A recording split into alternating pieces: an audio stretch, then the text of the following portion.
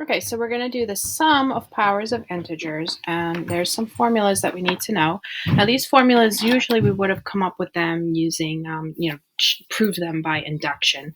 Not come up with them, but prove them by induction, and that's a different lesson. So we're not going to do that in this video, but we are going to use these in this video. So as you're looking at these formulas, let's just take a peek. So the first one is just the ith term. We call it the ith terms because we're just going to use the I. So this is like adding 1, 2, 3, 4, so consecutive integers. All the way up to whatever integer you're choosing, which is n, and that's the same thing as saying 1 to n, adding up all of the numbers, the terms starting at 1 to 2, whatever. The next one is the I squares. So again, just squaring them. This would be the formula for this one. These are all in your textbook also. You can find them in chapter 9 under the mathematical induction, and I think they're actually in a couple of sections there, but the mathematical induction section, I think it's section 9.4, you can find them. All right, now these guys are the I cubes, the I to the fourth, and the I to the fifth. So again, all of these formulas you can find in your textbook on chapter 9, section 4. They're there. Okay, so these are the ones we're going to be using. So what we're going to do is we're going to figure out how to use these formulas. Since everybody knows how to use a formula, you just plug the numbers in and then figure it out. I'm going to show you how to, what we need to do to be able to use these formulas for something that looks like these. Okay, so we'll start with this one up here. I'm just going to write it down here so I have some space to work. So we're working with this first one, and what we're going to do is we're going to use our rules of summation that we talked about in another video. And again, if you haven't watched that video, then pull out your rule of summation video if you're not sure what we're doing here.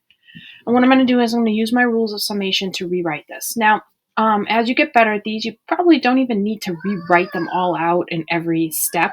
Like you can kind of skip writing out some of the things, how when you're adding, solving equations now, you don't actually write down -2 on both sides. Usually you do that in your head. So some of these steps you'll eventually be able to do in your head, but I'm going to write them all out so that you know what I'm doing, right? The first thing is I'm going to rewrite this sum as a sum and a difference. So all of these are going from 1 to 10 when I rewrite these sums, and it's going to be 5i plus 2i squared, and of course these are all the same. So again, if you're writing it on your paper, oh, I forgot my summation thing there.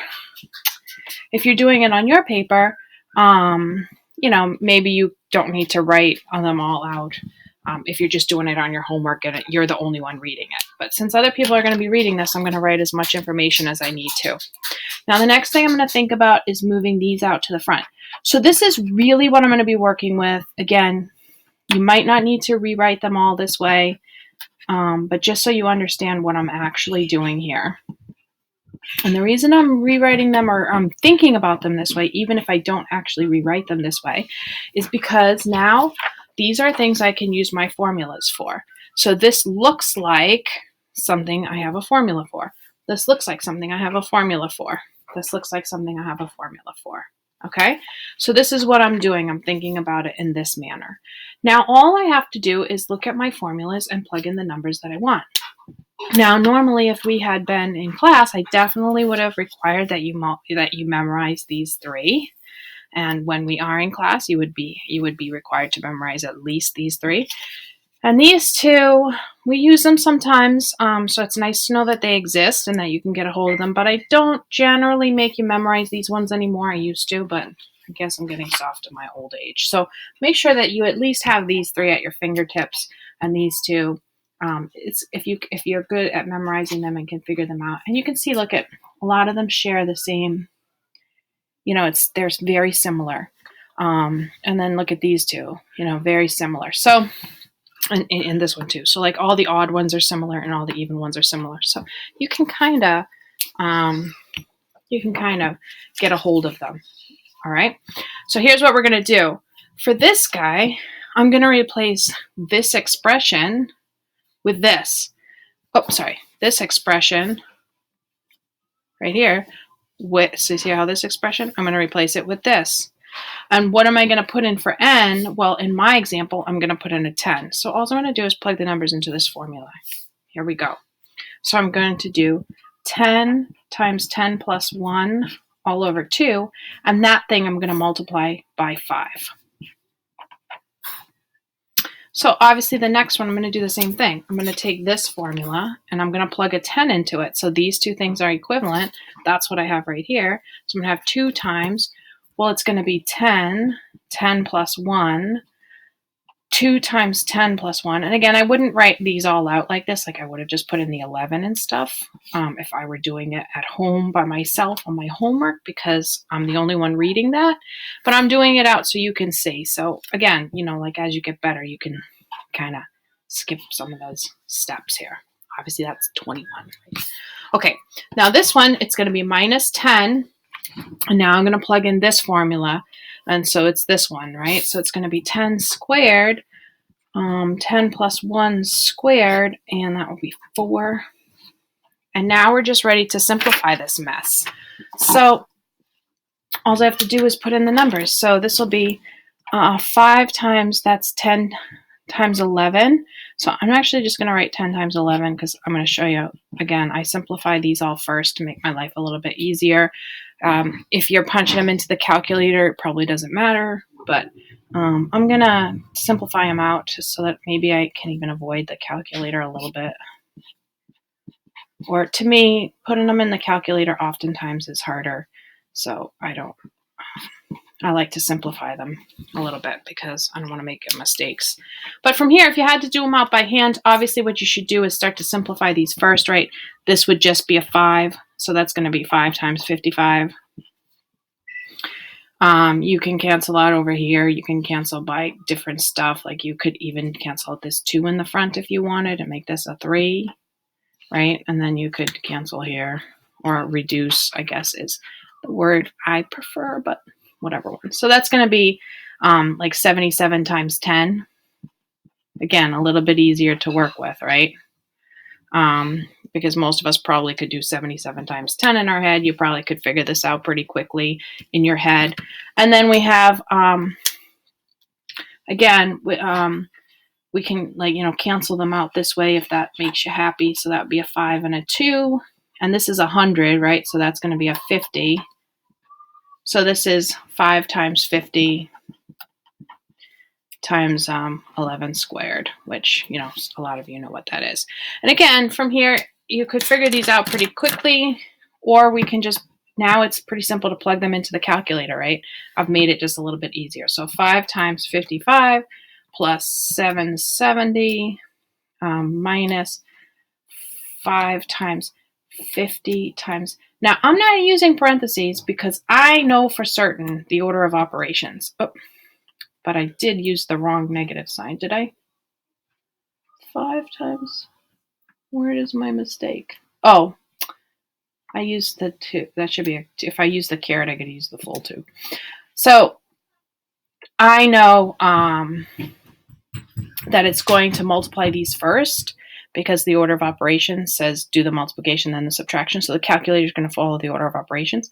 If you're not sure that it's going to multiply all these things together, make sure that you actually group them. So if I'm not sure or I'm feeling too lazy to, you know, make sure that I'm paying attention, the other option is just make sure that you put them all in parentheses, and then you can make sure that it's going to do them in the order that you like. But I know that those are going to come out the same because, of course, it's going to do, you know, it's going to do them in the order of operations. So sometimes you get things you don't expect if you don't put the parentheses that you want.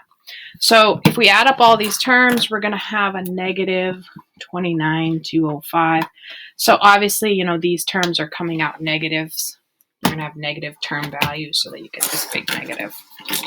All right, now I just want to do one more because there's a little thing that sometimes people, for some reason, it causes a problem. So let's just fold this over and we'll put it right here.